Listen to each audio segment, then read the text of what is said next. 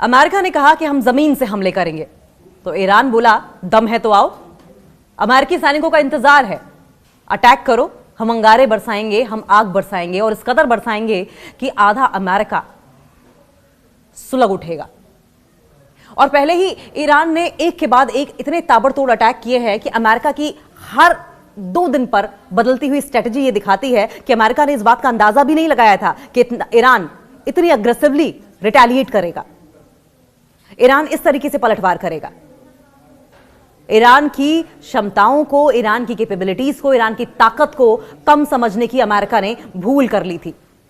Iran पर अमेरिकी सेना की जमीनी हमले की खबरों के बीच ईरान ने कहा है कि वो मुकाबला करने को तैयार है। और हिंदुस्तान में ईरान के दूतावास ने तेहरान की एक खास एडिशन का पेज शेयर करते हुए यह लिखा है कि जहन्नुम में तुम्हारा स्वागत है। यानी कि तैयारी ईरान की पूरी तरीके से अमेरिका के सेना को उनके अंजाम तक पहुंचाने की है। इसमें यह भी लिखा है कि ईरान की जमीन पर पैर रखने वाले अमेरिकी सैनिक सिर्फ ताबूतों में ही लौटेंगे, जिंदा वापस नहीं जाएंगे। पेंटागन में ईरान में कई हफ्तों तक जमीनी कार्रवाई करने की तैयारी कर रहा है, ऐसी जानकारी आई थी। पेंटागन यानी कि अमेरिका का डिफेंस डिपार्टमेंट। सवाल यह है कि एक तरफ बात की बात होती है, एक तरफ डायलॉग की बात होती है, दूसरी तरफ हमले की साजिश रची जाती है। विश्वास कैसे किया जाए? और संभवतः पहली बार ऐसा होगा कि अमेरिका वो कंट्री बनकर खड़ा है कि अमेरिका के साझेदार भी, अमेरिका के सहयोगी, अमेरिका के दोस्त भी अमेरिका के ऊपर भरोसा नहीं कर पा रहे होंगे। इसका रीजन क्या है? इसका रीजन है आत्ममुग्ध कॉम्प्लिसेंट डोनाल्ड ट्रंप। ईरान की सरकारी समाचार एजेंसी है इरना समेत कई ऐसी ईरानी मीडिया हैं, कई ऐसे मीडिया ऑर्गेनाइजेशंस हैं जिन्होंने ईरान की संसद के अध्यक्ष मोहम्मद बागर गालिबाफ का एक संदेश पब्लिश कराया। युद्ध शुरू होने के 30 दिन पूरा होने के मौके पर इस संदेश में गालिबाफ कहते हैं कि दुश्मन पब्लिकली बातचीत के संकेत देता है, जबकि पर्दे के पीछे जमीनी हमले की साजिश रच रहा है। इसे डबल स्टैंडर्ड्स ना कहा जाए तो क्या कहा जाए? उन्होंने यह भी कहा कि अमेरिका 15 पॉइंट्स की एक सूची के साथ अपनी इच्छाएं सामने रखता है, अपनी शर्तें सामने रखता है और फिर युद्ध खत्म करने की बात करता है। और ये शर्तें भी ऐसी हैं जो अमेरिका युद्ध से हासिल नहीं कर पाया है, युद्ध के बूते नहीं मनवा पाया है। गालिबाफ ने यह भी कहा कि ईरानी सेनाएं अमेरिकी सैनिकों के जमीन पर उतरने का इंतजार कर रही हैं ताकि उन पर आग बरसाई जा सके। ईरान के आत्मसमर्पण के सवाल पर गालिबाफ ने अरबी भाषा में कहा कि ईरान का संदेश बिल्कुल साफ है और वो अपमान स्वीकार नहीं करेगा, वो नहीं झुकेगा। इस बीच कुछ रिपोर्ट्स में दावा यह भी किया गया है कि ट्रंप प्रशासन ने गालिबाफ को एक संभावित साझेदार के रूप में देखा था। यानी कि यही गालिबाफ है जो आंखें तरेर रहे हैं अमेरिका को। गालिबाफ को उन्होंने अपनी कठपुतली बनाने का सोचा था, अपने इशारों पर नचाने का सोचा था, लेकिन यहां पासा उल्टा पड़ गया। गालिबाफ को उन्होंने अपने साझेदार के रूप में देखा था और यहां तक कि भविष्य के एक नेता के रूप में भी देखा था। उन्हें लगा था कि गालिबाफ को वो अपने तरीके से इस्तेमाल करेंगे, लेकिन ऐसा हुआ नहीं। बड़ा झटका डोनाल्ड ट्रंप को लगा। जमीनी हमले की तैयारी क्या सच्चाई है? दरअसल पेंटागन ईरान में कई हफ्तों तक जमीनी कार्रवाई करने की तैयारी कर रहा है।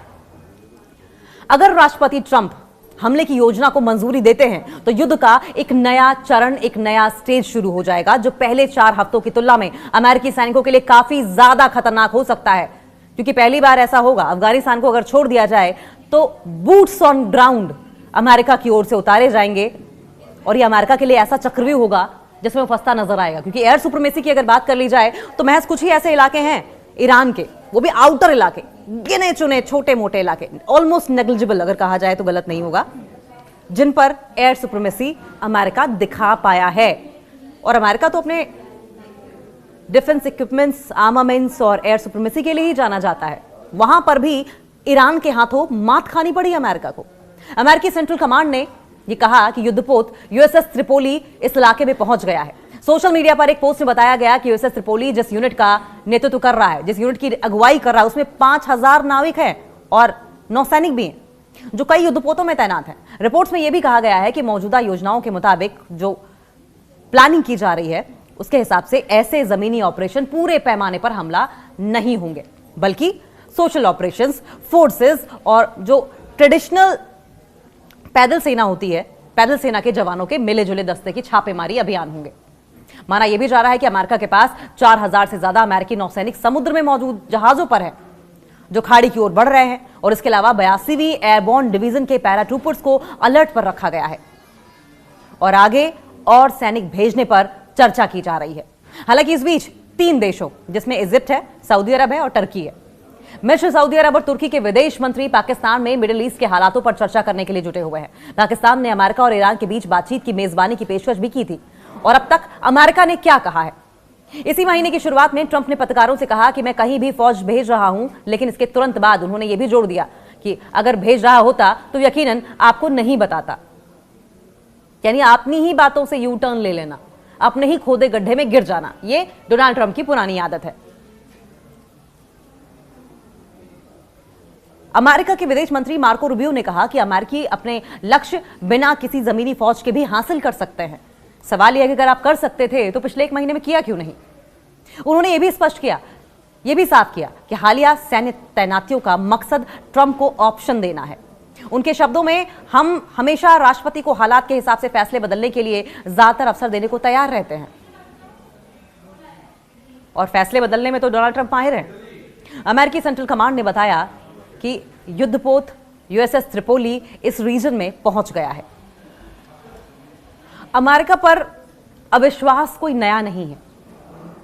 देखिए, जो घटनाएं हो रही हैं, जिस तरह की स्टेटमेंट्स अमेरिका की ओर से दी जा रही हैं और उसके बाद यू टर्न, कोई नई बात नहीं है कि अमेरिका पर भरोसा नहीं किया जा सकता, और खासकर तब जब अमेरिका के प्रेसिडेंट डोनाल्ड ट्रंप रहे हैं। ईरान की संसद के अध्यक्ष गालिबाफ ने अमेरिका पर जो अविश्वास जताया है वो पहली बार नहीं है। हालांकि पर्दे के पीछे क्या चल रहा है इसकी कोई जानकारी नहीं, लेकिन एक बात साफ है, 1979 की क्रांति के बाद से ईरान की पॉलिसीज बहुत हद तक, बहुत बड़े पैमाने पर पश्चिमी राजनीति यानी कि वेस्टर्न पॉलिटिक्स, कल्चर और वैचारिक प्रभाव के विरोध में आकार लेती हैं।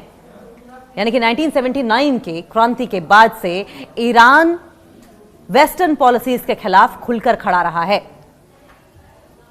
और वो अमेरिका और इजराइल को अक्सर अपने मुख्य कॉम्पिटिटर्स के रूप में देखता रहा है। 28 फरवरी को शुरू हुआ वो मौजूदा युद्ध जेनेवा में अमेरिका और ईरान के बीच इनडायरेक्ट न्यूक्लियर डायलॉग के तीसरे दौर के सिर्फ 2 दिन बाद ही शुरू हो गया था। न जाने क्यों अमेरिका इस बात पर अड़ा हुआ है, ये बात साबित करना चाहता है, ईरान के ऊपर ये तोहमत लगाना चाहता है कि ईरान न्यूक्लियर वेपन्स बना रहा है, जबकि ईरान बार बार मना कर चुका है कि हमें तबाही में यकीन नहीं है, हम बस अपनी देश के आवाम के लिए न्यूक्लियर पावर बनना चाहते हैं। हमें nuclear missiles, nuclear bombs, nuclear हथियार नहीं बनाने हैं, हम न्यूक्लियर एनर्जी का इस्तेमाल करना चाहते हैं। पिछली गर्मियों में भी ईरान पर हमले उस समय हुए थे, शुरुआत तभी हुई थी जब अमेरिका और ईरान परमाणु वार्ताओं में लगे हुए थे। अमेरिका और ईरान के बीच में न्यूक्लियर पावर को लेकर बातचीत हो रही थी। तो एक तरफ तो बातचीत हो रही थी और दूसरी तरफ अमेरिका की ओर से हमले कर दिए गए, इजराइल की ओर से हमले कर दिए गए, और इजराइल हमले भी कर रहा था तो अमेरिका के बूते। तो ऐसे में बातचीत का मतलब क्या हुआ? और इसी के चलते ईरान और इजराइल के बीच 12 दिनों तक युद्ध भी चला था, और अमेरिका ने ईरान की 3 अहम परमाणु सुविधाओं पर बमबारी की थी। ईरानी ऑफिसर ने क्या कहा? ईरानी ऑफिसर्स कहते हैं कि किसी भी समझौते को इस कसौटी पर नहीं देखा जा सकता।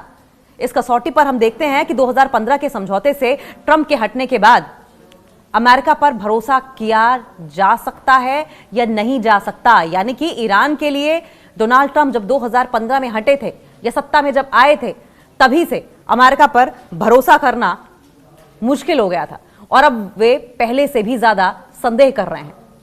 यानी कि 1% भी चांसेस नहीं है ईरान के अमेरिका के ऊपर भरोसा करने की। कोई खास वजह नहीं है, क्योंकि जितनी वजह है वो अविश्वास की दी गई है, फरेब की दी गई है, दगाबाजी की दी गई है। सऊदी अरब ने हालांकि इस बीच आपको यह भी बताया कि 10 ड्रोन रोके हैं।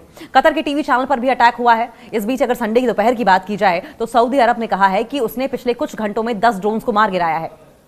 गल्फ के जो दूसरे देश हैं, जिनमें यूएई और कुवैत भी शामिल है, उन्होंने भी रात भर हमले होने की बात कही है। कतर के टीवी नेटवर्क अल अरबी ने कहा है कि तेहरान में उसके टीवी चैनल के ऑफिस को एक मिसाइल हमले से नुकसान हुआ है। नेटवर्क ने सोशल मीडिया प्लेटफॉर्म एक्स पर एक पोस्ट में एक वीडियो शेयर किया जिसमें मलबा, बहुत सारी डेब्री, बहुत सारा टूटा हुआ कांच दिखाई दे रहा है, और यह साफ नहीं है कि मिसाइल किसने लॉन्च की। इजराइल ने इस पर टिप्पणी हालांकि नहीं की है, और ऐसे में सवाल इस बात को लेकर भी उठ रहे हैं कि ये क्या इजराइल स्पॉन्सर्ड हमला था जिससे कि ईरान पर आरोप हो जाए, या फिर ईरान ने जानबूझकर अमेरिका के या इजराइल के मिलिट्री बेसिस को इन देशों में टारगेट किया है।